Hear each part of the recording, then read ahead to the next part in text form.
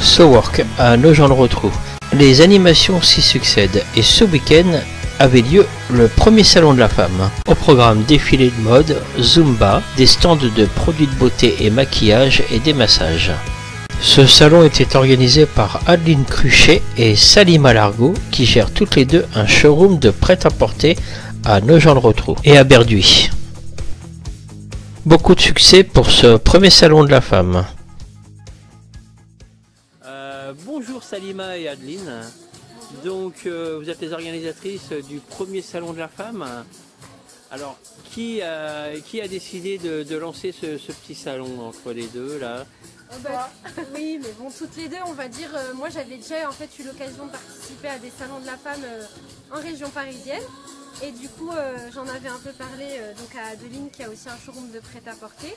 Et donc, on a décidé d'organiser ça toutes les deux pour une première édition à Nogent. Le bilan est plutôt positif déjà, même si on n'est que samedi soir. Moi je dirais que oui, on est contente, hein. Il y a quand même eu du monde, tout s'est bien passé, il y a eu une bonne ambiance, les gens sont contents, les prestataires aussi je pense, donc pour l'instant c'est que du positif. Donc, il y a eu un défilé de mode tout à l'heure, alors elle portait les vêtements de qui? C'était vos vêtements qui étaient présentés ou d'autres boutiques ou... Alors non, c'était que nous deux. 5 pour Salima et 5 donc elles ont été maquillées par Valena Nature aussi et elles ont porté des bijoux, donc un peu de chez Excellence et un peu de Karine, voilà. Donc on a essayé de faire participer un peu plusieurs stands au niveau du défilé, mais sinon les vêtements c'était donc Showroom by Lima et Perfect Trendy qui présentaient leur collection. D'accord. Oui, est-ce que tu as un showroom aussi? Oui. D'accord, parce qu'on connaît plus celui d'Adeline. Elle est plus ancienne que moi. Voilà, alors donc toi ton showroom il se trouve où? Sur la place Saint-Paul. Alors moi par contre c'est un showroom privé, hein. Je reçois uniquement sur rendez-vous, via ma page Facebook ou via mon numéro de téléphone. D'accord, donc la page Facebook du showroom? C'est Showroom by Lima sur Facebook. Au niveau des exposants, il y a combien d'exposants qui ont répondu présent? Une bonne vingtaine. Une bonne vingtaine, ouais. Ça n'a pas été trop dur de les motiver? Non, toutes volontaires. On en a même eu qui ont demandé en plus, mais tous les stands étaient déjà réservés. C'est qu'il y avait un manque alors dans la région, c'est que ça manquait beaucoup. Oui, je pense, oui. Donc, bon ben voilà, on peut dire qu'il y en aura peut-être un second?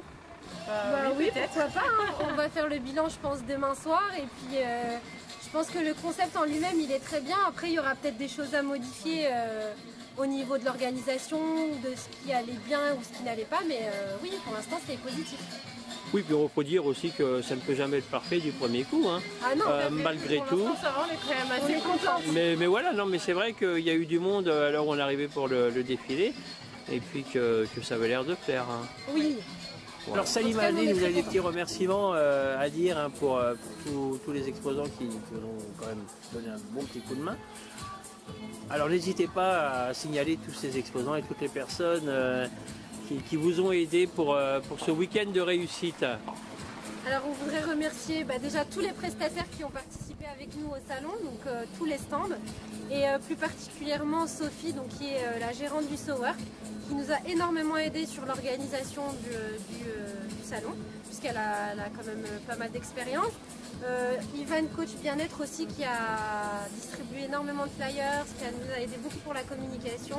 Et Valé Nature pour les maquillages des mannequins. Voilà, qui ont défilé pour nous, donc qui a super bien maquillé toutes nos filles.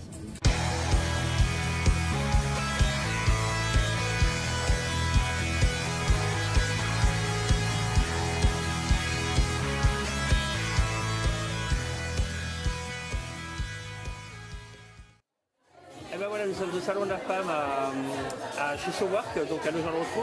Nous avons rencontré Francesca, donc, qui tient le magasin Jolie Pagaille à La Ferté. Alors, c'est quoi votre magasin? Parlez-moi un petit peu de ce que vous vendez dans votre boutique. Alors en fait c'est un concept store où on peut trouver différents accessoires pour la femme, pour les enfants, pour les petits, les grands, des objets de décoration, pour des cadeaux aussi, beaucoup de choses pour les naissances, des cadeaux de naissance pour les bébés, pour les petits enfants, des bougies, des bijoux de créateurs. J'essaye de diversifier l'offre et faire aussi pas mal de produits fabriqués en France par des petits créateurs un petit peu partout en France, que ce soit de Nice, de Paris, de Bretagne. Donc je fais un petit peu tout dans la tendance, des choses qu'on peut trouver sur internet ou dans les petites boutiques comme la mienne. Donc voilà, ça va de la vaisselle, la petite dinette pour les petites filles, à des vases, des bougies, des mugs, voilà, de la vaisselle, plein de choses comme ça. Donc n'hésitez pas à venir nous voir à Jolie Pagaille à Ferté-Bernard, rue Carnot, à côté de la boulangerie, anciennement maison de la presse.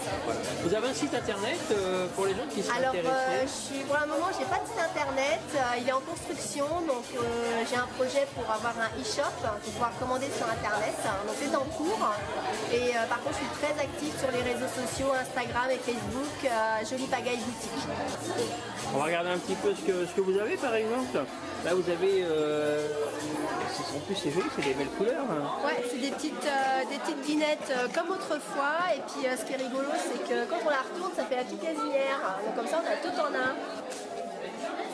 Donc il y a d'autres petits objets tendance là.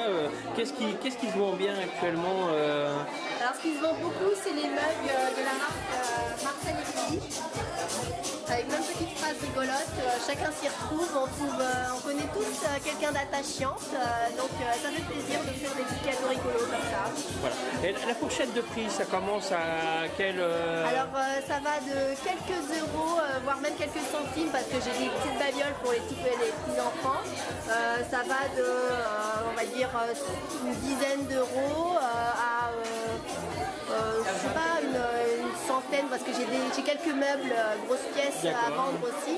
Mais le panier moyen, on va dire, c'est autour de 30-40 euros. Bon, on invite tout le monde à venir vous rendre visite dans votre boutique. Voilà, merci beaucoup. Merci Francesca, à bientôt.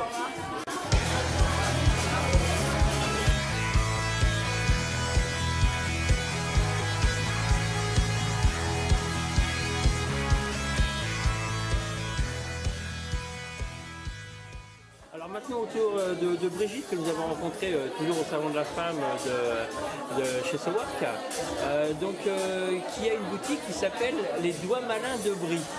Alors parlez-moi un petit peu de ce que c'est que les Doigts Malins. C'est une reconversion déjà, c'était pas du tout mon métier et comme je ne trouvais pas de travail et j'adore fabriquer des choses, de créer des choses, j'ai eu l'idée de faire ça. Alors vous faites quoi exactement? Alors, je fais des essuie-mains, des attrape-rêves, des sacs à sac, des sacs à main, mais plutôt plage et plutôt cool l'été. Et avec mon reste de tissu, par exemple d'éponge, je fais des serviettes de toilette et des gants. Vous allez acheter le tissu et vous créez tout en fait de A à Z. Hein. Voilà, j'achète le tissu, j'achète le biais, j'achète vraiment C'est rentable de fabriquer par exemple un coussin comme ça et après de le vendre. Vous ne vendez pas à perte, vous vendez pas à perte souvent. C'est juste. Ouais, c'est limite. Hein. Parce que bon, si on regarde bien tout ce qu'on met et le temps qu'on passe, parce que c'est pareil, on ne peut pas mettre n'importe quoi dedans, que si les gens veulent le laver, il faut qu'aussi la matière à l'intérieur reste souple. Il ne faut pas qu'elle fasse des morceaux. Si elle fait des morceaux après, même s'il est séché, on n'arrivera pas à avoir un coussin potable. Des gens qui peuvent, s'ils ont des idées dans la tête, lui dire ah bah tiens, je veux ça, je veux ça. Ah oui, tout à fait. Oui, parce que les sacs à sac, c'est venu parce qu'une dame m'a réclamé un sac à sac. Et c'est comme ça qu'elle a choisi, j'ai envoyé par photo les tissus que j'avais, elle a choisi son tissu et on a fait le sac à sac. À la limite, c'est ce qui vous plairait plus, parce que vous, c'est la création quand même. Voilà, tout à fait. Donc, c'est pour faire quelque chose de commun. On trouve peut-être, mais c'est moi qui le fais. Voilà. C'est pas pareil, c'est fait plus avec le cœur, et puis c'est fait maintenant, je veux dire, c'est pas fait en 20 minutes à la chaîne, non. Ouais. Il y a du boulot derrière. Voilà. Faut bien mettre ça dans la tête des gens, c'est que voilà, ça a un coût, mais qu'il y a du boulot derrière et que niveau qualité, on ne trouvera pas la même qualité. S'il y a quelque chose qui ne me plaît pas, je vais le redéfaire. je vais le redéfaire 2-3 fois. Que bon, je pense que quand c'est industriel, je dis pas que c'est mal fait, mais c'est peut-être pas fait pareil. C'est pas fait avec amour. Voilà, tout à fait. Ah voilà, on peut dire ça comme ça. Ah. Parce qu'il faut aimer ce qu'on fait, donc et puis si on aime ce qu'on fait, on fait de la qualité. Voilà. Donc, eh ben, si on veut de la qualité, il faut donc faire confiance au petit doigt malin de Brie. Voilà. À bientôt. Oui, merci.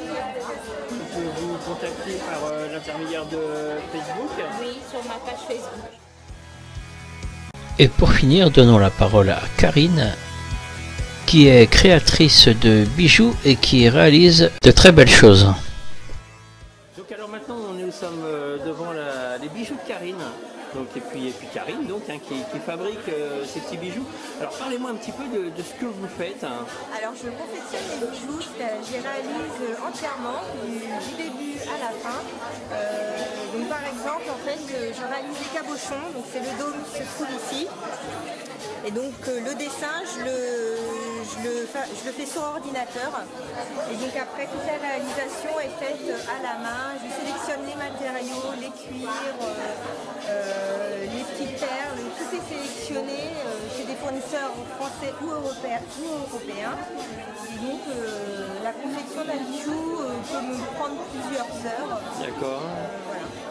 Et vous faites attention à la qualité parce que comme vous dites, vous prenez français ou européen, Ouais, donc c'est quand même un gage de qualité. Voilà, c'est ça. Je ne veux pas acheter en Asie Oui, parce que... pour un souci de qualité.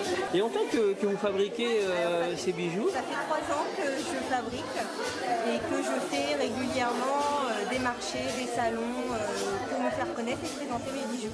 ça va de quel ordre de prix à peu près? Alors ça va d'une bague à 5 € jusqu'à une montre à 30 €. D'accord, oui, ce qui n'est pas excessif. Ça reste raisonnable, abordable par tout le monde.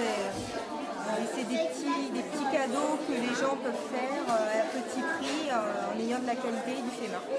Alors, on peut vous trouver sur les réseaux sociaux. Et sur les réseaux sociaux, sur Facebook, j'ai une page, les bijoux de Karine. Et j'ai une boutique en ligne sur Wix site, les bijoux de Karine. Parfait. Merci. Merci.